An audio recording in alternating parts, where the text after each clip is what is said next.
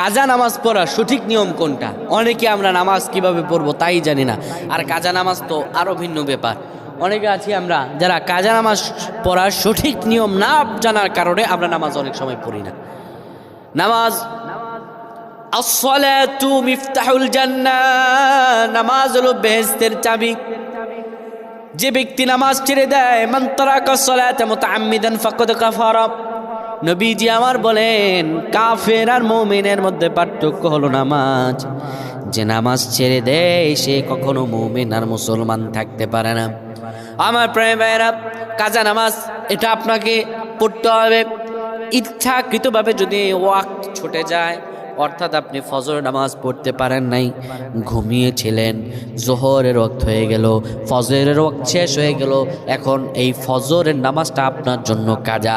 আবার আপনি জোহর নামাজ পড়তে পারলেন না, জোহর ওয়াক্ত শেষ হয়ে আসর ওয়াক্ত চলে আসলো, জোহরটা কাজা। এই জোহরের কাজা নামাজ পড়তে হবে আপনাকে 4 রাকাত।